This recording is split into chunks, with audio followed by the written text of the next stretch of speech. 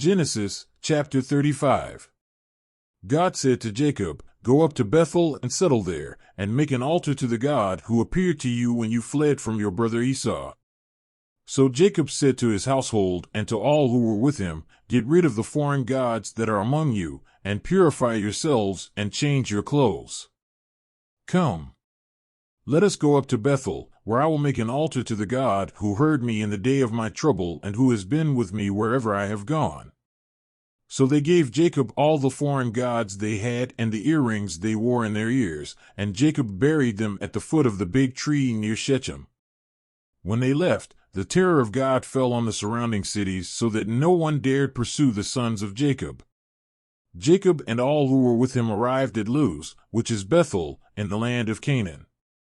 He built an altar there and named it El Bethel, because their God had revealed himself to him when he was fleeing from his brother.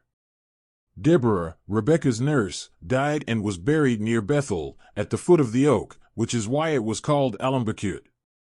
After Jacob returned from Padan Aram, God appeared to him again and blessed him, saying, "Your name is Jacob, but you will no longer be called Jacob, your name will be Israel." So he named it Israel.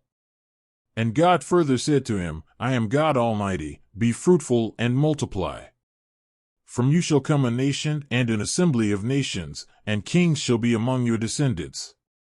The land that I gave to Abraham and Isaac I give to you, and also to your future descendants I will give this land." Next, God rose from the place where he had been speaking with Jacob. Jacob set up a stone pillar at the place where God had spoken to him, and he poured a drink offering on it and anointed it with oil.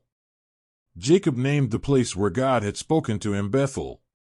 They departed from Bethel, and when they were still some distance from Ephrath, Rachel began to give birth with great difficulty.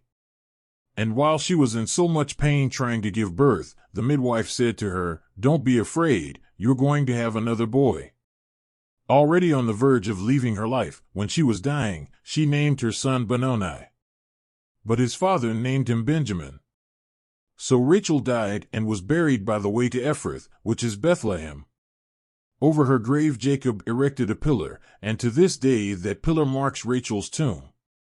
Israel set out again and pitched camp ahead of Migdal-eder. During the time Israel lived in that region, Reuben slept with Bilhah, his father's concubine. And Israel heard about it. Jacob had 12 sons. These were his sons by Leah: Reuben, the eldest son of Jacob, Simeon, Levi, Judah, Issachar, and Zebulun. These were his sons by Rachel: Joseph and Benjamin. These were his sons by Bilhah, Rachel's handmaiden: Dan and Naphtali. These were his sons by Zilpah, Leah's handmaiden: Gad and Asher. These were the sons of Jacob born in Padan Aram. Then Jacob went to visit his father Isaac in Mamre, near Kiriath-arba, which is Hebron, where Abraham and Isaac had lived. Isaac lived 180 years. He died at a very old age and was reunited with his ancestors. And his sons Esau and Jacob buried him.